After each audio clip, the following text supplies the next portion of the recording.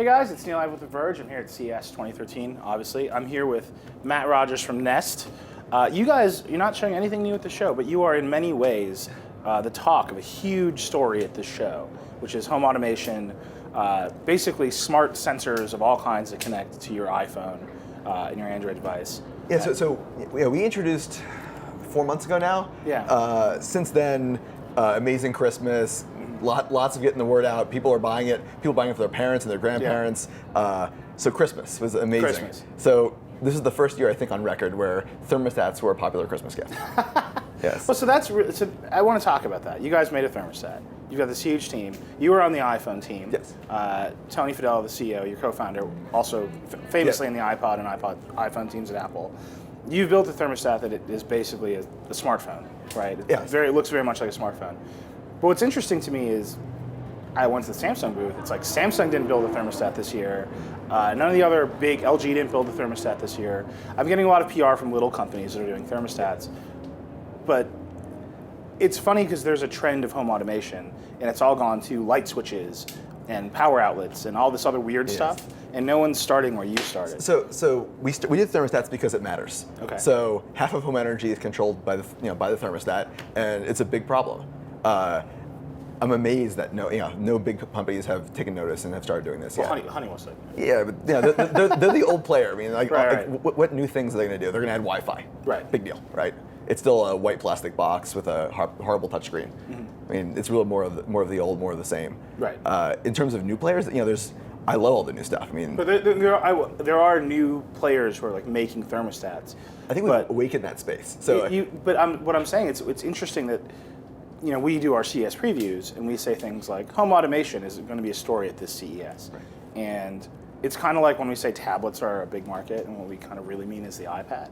Yes. It's almost like when people say home automation, what they mean is the Nest proved a model for connected pieces of your home. That's right. But you have one little thing. Yes. You have one piece of it. But we do it really well. So Right. that's our whole culture. That's our strategy. Mm-hmm. Let's do it the best we possibly can. Sure. And the reason why we've only done one thing is because we have to do it the best we absolutely can, and we have to focus and build the best thermostat there is. Mm-hmm. Looking at the kind of connected home, I don't think people want to buy a connected home. They want to They want to buy great stuff. Okay. And they want to buy a great thermostat, or they want to buy a great lighting product. If all those products existed, I think people might have a smart home, but I don't think people want to buy a box full of white plastic things, and like kits, and it doesn't make any sense. Well, so the Nest was announced, I want to say a year ago. I feel like you guys announced the Nest like the day time. we announced the Verge, Same time, essentially. yes. So we've been following you very closely. You're here at CES. You're seeing this ecosystem of smart products, and you've got the one. Are you thinking about moving into that broader ecosystem? I know Tony always says you don't put this team together if you're only going to build a thermostat. But then you're sitting here being like, we got to build a thermostat first. We have to build the best thermostat out there. And we spend a lot of time improving the software, adding analytics, these energy reports we send out every month, emails describing how much you're using and why, and how you could save more. Of course, we're looking at some new stuff. We're going to do one or two things really, really well. And then maybe we'll branch out. We'll add another thing. It's like, think about Apple. So Apple did iPods for 5 or 6 years before they introduced the iPhone. People forget how long these time frames were. They probably waited I think 3 years before they introduced the iPad. Right. I mean, these things they take time. You want to educate your customers about what this whole experience is about. There's a reason why none of this smart home stuff is taken off yet. It's because most of it's crap. Right. No, I mean, to be honest, I agree with you. Most of it's crap, and it's the initial outlay, the cost of the adventure, if you will, right, is extremely high. It's buy 100 light switches. Right. How do you solve that kind of problem? I get why you started with the thermostat, right? It's one thing, you can get a tangible benefit from it. Right. It's important, right? Yes. But you can buy it, but you don't buy it a lot, right? You buy one like every 10 years. That's right. I don't think you're going to get upgrades every year on this thing. Nope, we're not expecting it. So there's a few enabling technologies. Sure. So there's connectivity, and it's a lot easier and cheaper to add connectivity to products now. So that's one enabler. One is, I'd say, great algorithms, great intelligence. And that's something that, that's kind of Nest's secret sauce that we spend a lot of time, and we hired my old professor Yoki to run that team because it's so important. I think that's an enabling technology. I don't think you need a smart light bulb, smart light switch. The smarts can be somewhere else, but as long as that product is connected, it could participate in all these kind of ecosystems. So so you're saying there's like this is like a Trojan horse. Well, You're putting a processor on the wall. and everything else is going to connect. And that thing's going to tell everything. This thing is a smartphone. I mean, it has 800 megahertz CPU. It's it is like a smartphone. It's a lot like a kind of iPhone 4 era product. And there's we are able to deliver great new products and new algorithms, new software through updates. So in the last 15 months, I think we've delivered 13 software updates to our customers for free. Yeah. So there are things we haven't even cooked up yet, things we haven't even thought of that we can then go push out to people, and they have all these new features now. Right. But so, that's cool. Well, here's my big question. You've got one smartphone in your pocket. Yes. You've got another smartphone caliber thing on the wall. If you look around, Belkin's got a bunch of stuff, and it's like the smartphone is the brain for those things, right? Some of the other home automation, it's more, let's put an even bigger brain on the wall. Let's have your PC do it. Where should that live? Is it one place? I think many places? I think it lives a little bit of everywhere. Right. So there's some things that you want to have in your palm of your hand. Like things like control, it makes sense to do in your palm of your hand. Like you pick up your phone, you want to change your temperature, you could do that. There are things that you want the home to be able to do on its own. Right. So like when you arrive home, you want the home to wake up for you. Or when you're going home, when you're on your way home, you want it to wake up for you. There's latent technology that needs to exist in the home, and you actually want these things to be distributed. Much like there's no one central server that runs the entire internet, right? But there should be. Yeah. Hope it doesn't go down, right? So that's one of the things we think about is, as we have more of these products, we want to have them exist and work well in a disconnected world. Right. So if your internet goes down or if your Wi-Fi fails, your thermostat still performs great and all the intelligence is still there. That's one of the reasons why we did it that way. So that actually brings me to kind of another big trend here at CES, which is, and it's disconnected, but I think it's actually directly related, which are all the body monitors, right? The Fitbit, the Nike stuff, the Pebble smartwatch in a way is like one of these things where it's an external device to a central processor, but you're sending data back and forth. Do you see those as being complementary to what you're doing? Because I see a world of people with smartphones in their hands, and they're just buying sensors all over the place. And the Nest is a sensor in many ways that does some other control. Yes. The Fitbit's a sensor. And I just see, basically we're making the world around us smarter so it can send data to a smartphone. Yes. Well, so I think all these new health applications are amazing. So you think health is kind of where we were a few years ago. I mean, industry in the dark ages, you have to go to a doctor to get get your temperature taken. My God, no. Right, like you have to go to see someone. You're disrupting doctors. Well, I'm not, but others are. Right. I mean, why should you have to go drive somewhere for them to take your temperature and your blood pressure? Why can't the wristwatch you have do that for you and alert you when there's a problem? Right. Like the same kind of analytics we're providing on the energy side. Why couldn't somebody do the same thing or apply similar technology on the health side? Like enormous benefits. I mean, it's an industry disruptor. Right. So, but do you see a connection between what you're doing and those things? Because to me, it's just a bunch of sensors, right? There's sensors, there's connectivity, and there's intelligence. And where all those things live, they can live all in one place. They can live in different places. Actually, it's very similar. Someone could make a Nest for home health. Yeah. And we could work together. I mean, who knows, right? Well, so the work together stuff. Right now, you guys. I mean, I know that I have family members who have big home automation systems, right? They have Control4, they have Crestron, and they're like, I'd love to get a Nest, but that thing doesn't talk to me. Yes. So we haven't integrated yet, and there's a reason why. It's one, there's a lot of privacy. People trust us. We have a lot of very private data. We know when they're home, when they're not. We want to make sure we're doing the right thing there. Okay. We want to make sure I was like, you know how hot my house is. No. Like in terms of private data, that's like way low on the list. Yeah, it's like photos of my children. Yeah. And my house is 72 degrees. Yeah. Like occupancy is the main thing, right? Yeah. So we want to make sure we're doing the right thing. You got my there. humidity. That is super top secret. Stay away from that. Don't let that shit get out there. Right? I don't want anybody to know. It's like a jungle. Like it's weird. Okay, go ahead. So I mean, eventually, of course, there's a whole industry that we could enable, and it's about focus for us. And we want to do a few things well. So eventually, when it makes sense and there's enough kind of I'd say momentum behind some of these things, we'll do it. Right. I mean, but right now, kind of home automation as it stands today, it's kind of geeky, right? Yeah, it's terribly geeky. Yes. Everybody I know who has serious home automation systems in their home has hacked Android phones. Yeah. It's like they're like combined. Yeah, you shouldn't need an IT guy for your house, right? Like that's why we haven't done it, right? Right. But all that stuff is here. I mean, that's what I'm saying. When we were doing our previews, and I looked at all the previews around the industry of CES 2013, there's going to be a bunch of Windows 8 stuff. Everybody's going to have a new phone. Yeah. And home automation is going to be a big story at this show. And what they were talking about is companies like Nest. But you don't do home automation. You automate. I don't think you automate one thing, right? Do you think of it as automating? So, I mean, there's some elements of automation. Like, we learn. We learn and we act on your behalf. Like, we don't really consider ourselves a home automation product. Right. I mean, there's so much stuff out there. I mean, there's a lot of noise at CES about home automation and internets of things and all these kind of things. And do you just walk around this, like, creeping around the show floor, like seeing what people are doing? It's always good to see what's going on. I mean, part of our job as technologists is to kind of be aware of what the industry is doing. Right. And sometimes we'll follow, and sometimes we're going to lead, and sometimes we're going to do the exact opposite. We'll do something totally different. Right. Well, let me ask you what totally different is. What is totally different? If you had to pick the wildest thing you could do, what would that be?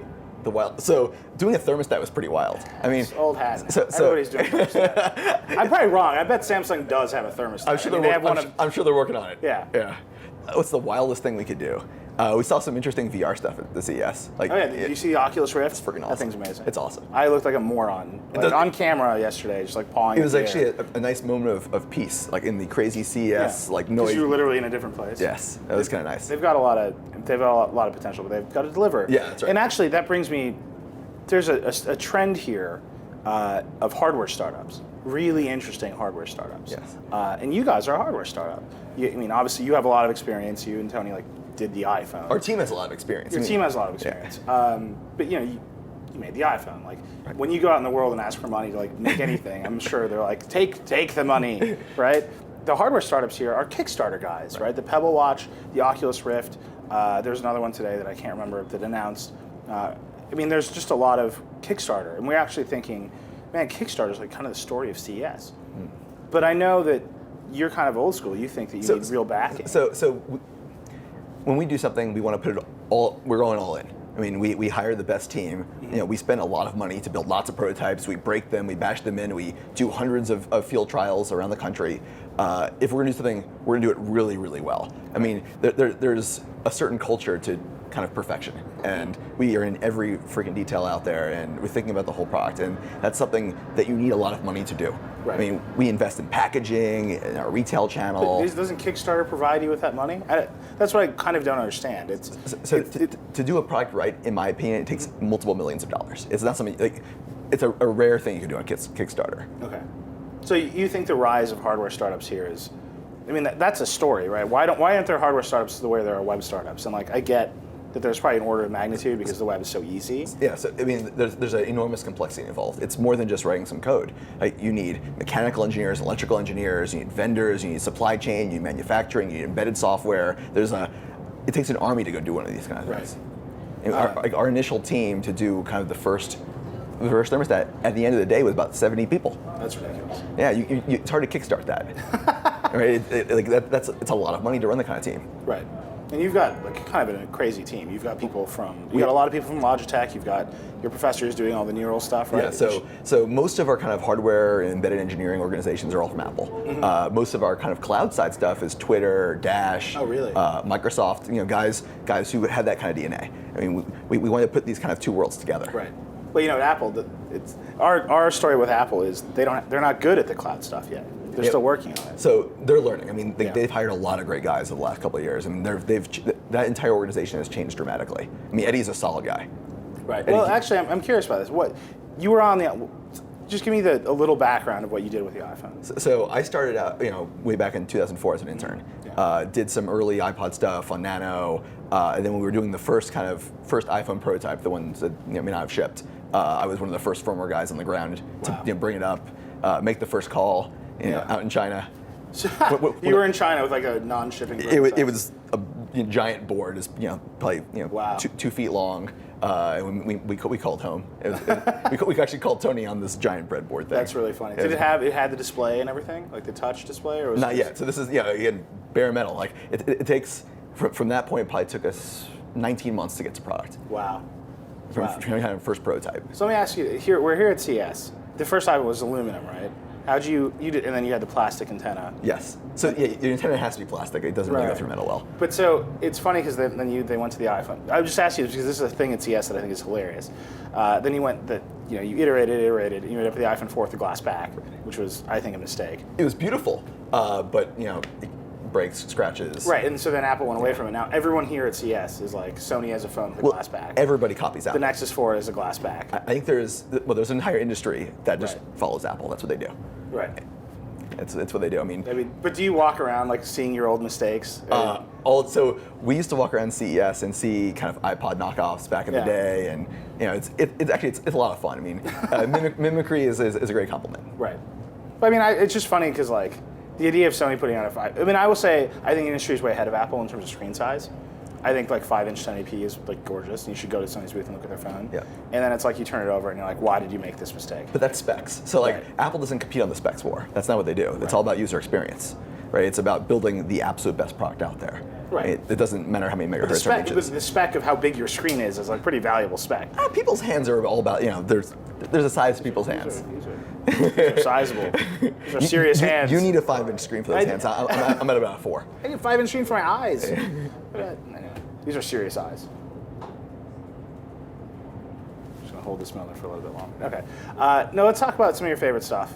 On the show floor. So the Audi booth is really cool. Yeah. Those guys have done some amazing things. I want a self-driving car. I really, really want one. Like if someone could make one and I could go buy it, I'll do it today. Yeah. I would do it. Have you played in one of Google's self-driving cars? So Google Ventures is one of your investors. So Google Ventures is one of our biggest investors. Bill Maris is on our board, and actually our last board meeting last month, he showed up in a self-driving car. That is ridiculous. Yeah, Can I come to your next board meeting? Show up. Check out the car. How do you steal a self-driving car? I don't think you steal it. I think it comes to you, and I think they just check them out. I mean, they had a bunch of them over at Google. All right. So Audi, what else? I like this Oculus Rift. That's really cool. Mm-hmm. Honestly, the TVs are pretty cool. Like some of these, like 4K. Isn't that just 4K. specs? It is, but it's freaking beautiful. Okay. Right. Putting super high resolution, ultra thin. It's nice. I mean, I'm a gadget geek. Right. So let me ask you this: we have a bet, and then I should let you go. But we have a bet. Josh says 4K is like basically not going to happen because no content. Yeah, but I say people will buy them as a regular product within 2 to 3 years. What's your take? I think so too. So I was an early adopter on 1080p. I bought one of the first 1080p TVs. That sounds crazy to say now, an early adopter on 1080p. So it's like that's everything. I bought a 1080p TV in 2005 for like $5,000. It didn't make any sense. There was no content. And now there is. Yeah. So there will be content. It will be mainstream. The prices will come down. That's how this all works. Right. I was talking to somebody at Sony, and they were like, we have a chicken and egg problem with content. And I was like, do you think your TV is the chicken or the egg? And they literally just like shut down and like walked away. I'm not answering that question. This is the irony. So Sony, they build TVs. Yeah. They control the content. I mean, why couldn't they pull something off? You're literally saying all the things that I say all the time. Why couldn't they pull this off? They are completely vertically integrated. They have so many different business units. Why don't they just all work together? It's funny because you could, this is a prototype for Nest. You're going to build this. You're going to build that. You're going to build a cloud service. And they're going to work well together. I hope so. All right. Anything else to say about this thing before we wrap up here? It's freaking great. I mean, it's honestly. Please pitch your product to the people. It's one of the best things I've ever built. Like as a team. And you built the iPhone. And we built the iPhone. We built the iPod. So this is better than the iPhone. I think honestly it's very useful. It saves people money. It saves energy. And it's beautiful. I mean, we're really proud of it. We put a lot of time and energy. Like for us to quit a job at Apple, making the biggest products in consumer electronics history to make a thermostat, it's got to be freaking awesome. Or you're insane. You realize there's a distinct second possibility. We are a little bit of crazy. I like it. Maybe a lot. Matt, always good to have you, man. Great seeing you. Talk soon. Thanks.